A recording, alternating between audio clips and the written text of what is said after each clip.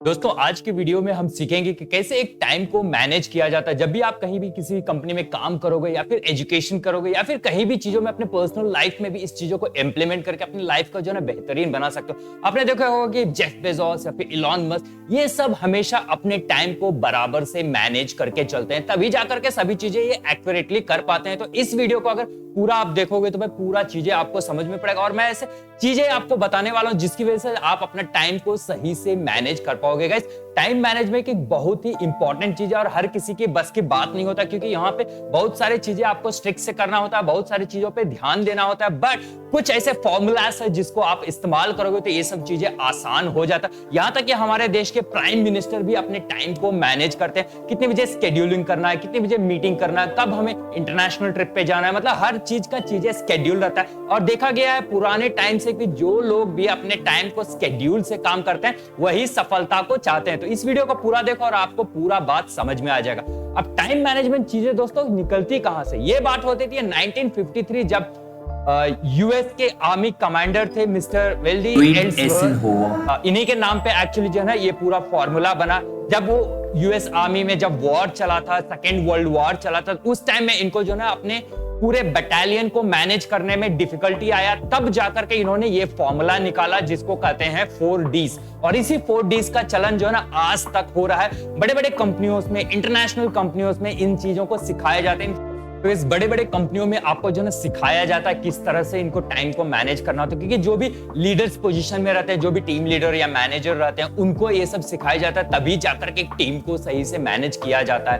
तो 4 फॉर्मूला जो है ना 4D की तरफ से आता है: डू, डिसाइड, डेलीगेट और डिलीट। इन चारों को आप सही से समझ लोगे तो भाई आप अपनी चीजों को स्केड्यूल कर पाओगे। अब पहला काम आता है डू, मतलब बेसिकली आपके जितने भी दिन के टास्क है, मान ले किसी ऑफिस में अगर आप काम कर रहे हो या फिर कोई भी कंपनी में अगर हमें काम कर रहे हो, तो आपको जितने भी टास्क है दिन का, अपना पर्सनल हो जाए या प्रोफेशनल, सबको सही से लिंक करना है। और अगर आप इसको सिर्फ अपने प्रोफेशनल लाइफ में इंप्लीमेंट कर चाहते हो तो जितने भी आपके प्रोफेशनल लाइफ के जो भी दिन के टास्क है सबको पहले टू डू लिस्ट में बनाओ।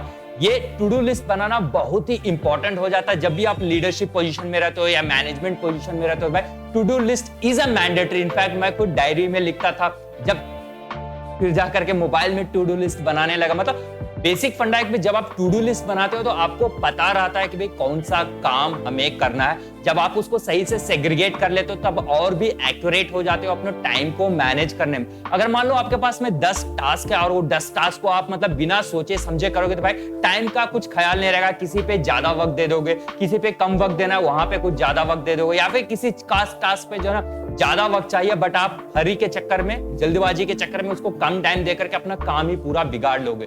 तो पहले जितने भी टास्क आते हैं 4 क्वाड्रेंट में आपको डिवाइड करना होता है। एक हो जाता है do, decide, delegate and delete. तो डू में आपका जाता है जो भी आपको अर्जेंट टास्क है, जो भी आपको इमीडिएटली करना है। जैसे ऑफिस के मामले में आपको प्रोबेबली एक ईमेल का रिप्लाई करना होगा, या फिर कोई एक प्रेजेंटेशन बना करके आपको सबमिट करना है, या फिर आपको एक रिपोर्ट देना है, जो कि अगेन ये टाइम सेंसिटिव है। शायद एक रिपोर्ट या प्रेजेंटेशन जाकर के मुझे लग रहा होगा कि अर्जेंट है बट आपके स्पेसिफिक काम में शायद वो अर्जेंट ना हो, तो आपको वो एनालिसिस भी करना है कि कौन सा प्रायोरिटी में फॉल करता है। हाई प्रायोरिटी है, लो प्रायोरिटी है या मीडियम प्रायोरिटी है। बेसिकली इस कैलकुलेशन में हम हाई और लो प्रायोरिटी के हिसाब से आप डिवाइड करेंगे, बेसिकली अर्जेंट या नॉन अर्जेंट के सही मामले में देखा जाए तो आपको बस सेग्रीगेट करना। जो चीजें आपको जो है इमीडिएट आपका रेस्पॉन्स चाहता है उन सभी को आप जो है डू में रखो। नेक्स्ट आ जाता है डिसाइड, जो बेसिकली आपको इस काम पे करना है और कितना टाइम देना है,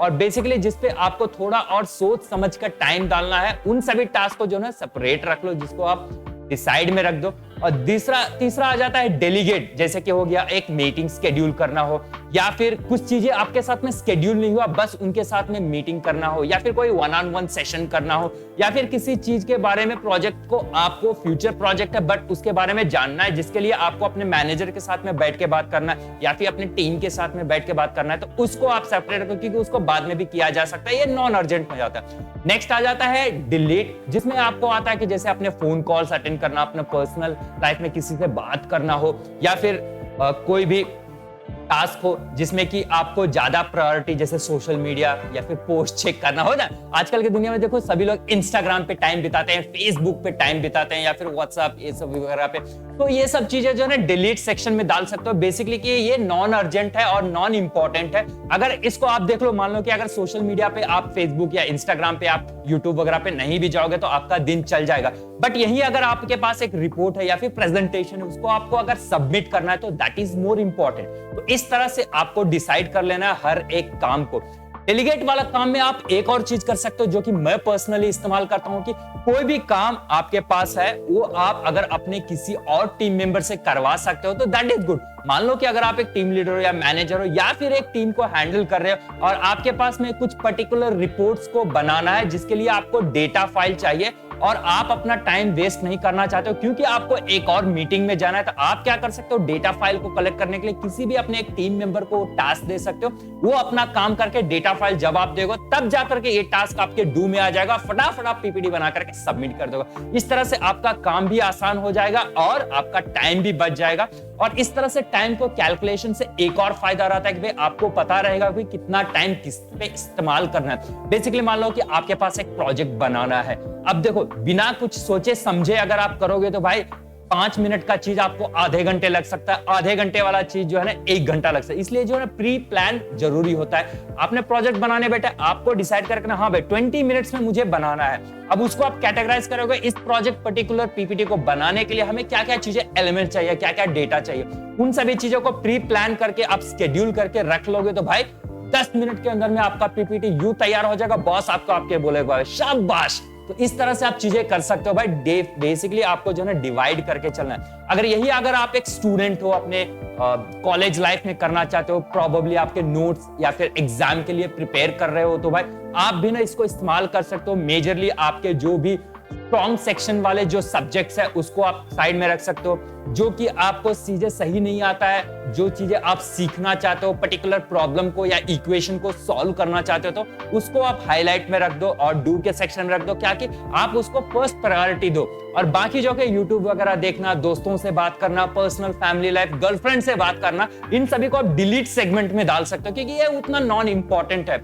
और छोटे मोटे काम जैसे कि कुछ और इंफॉर्मेशन आपके इंटरनल प्रोजेक्ट्स के लिए कलेक्ट करना है, वो अपने दोस्तों से भी कलेक्ट कर सकते हो, इंटरनेट से कलेक्ट कर सकते हो। इसको आप डेलीगेट सेक्शन में डाल सकते हो। समझ रहे हो ना भाई? मेरा बताने का ये मतलब है कि जब आप टाइम मैनेजमेंट को सही से करते हो तो आप जो भी टास्क करोगे एक्यूरेटली जाएगा और एट द एंड आपके पास में एक एम्पल टाइम भी रहेगा। अगर चीजें कुछ बिगड़ गया तो उसके ऊपर एक्स्ट्रा टाइम डाल करके उसको सही करने का। बशर्ते अगर बिना टाइम मैनेजमेंट के अगर चीज करते हो तो आप रश करोगे, जल्दबाजी करोगे, मिस्टेक्स करोगे, और ये सभी चीजें अगर आप अवॉइड कर लेते हो तो आप जो भी काम करोगे एकदम परफेक्ट होगा। तो आई एम श्योर कि पूरा ये बात समझ में आ गया होगा कि क्या चीजें चलता है। और एल्सेनबर्ग जो इन्होंने जो फॉर्मूला बनाया था तो भाई ये डेफिनेटली काम करता है। मैंने खुद अपने लाइफ में, प्रैक्टिकल कॉर्पोरेट लाइफ में इस्तेमाल किया हूं, यहां भी इस्तेमाल करता हूं। और भाई इसका इस्तेमाल हर कोई बड़े इंसान करते हैं, यहां तक कि कोई भी कंट्री के प्राइम मिनिस्टर, प्रेसिडेंट या फिर कोई कॉर्पोरेट कंपनी के सीईओ, मैनेजर हो जाए, इसका इस्तेमाल करते हैं। तो आप भी इसको इस्तेमाल करके चल कर सकते हो। बाकी गाइस ढेरों सारे आपको जो है इसके ऊपर तरह तरह के आर्टिकल्स मिल जाएंगे। कुछ आर्टिकल्स का लिंक मैं नीचे दे दूंगा, उसको भी आप चेकआउट कर सकते हो और भाई इसका इस्तेमाल करके अपने लाइफ में कामयाब हो सकते हो। आई एम श्योर कि वीडियो आपको अच्छा लगा होगा। ऐसे इंफॉर्मेटिव वीडियो के लिए आप मुझे लाइक और सब्सक्राइब करके नीचे कमेंट सेक्शन में कुछ फीडबैक दे दो ताकि और भी बेहतरीन से बेहतरीन कॉन्टैक्ट लेके आते रहे। और अगला टॉपिक किस चीज के ऊपर होना चाहिए आप मुझे कमेंट करके जरूर बताना।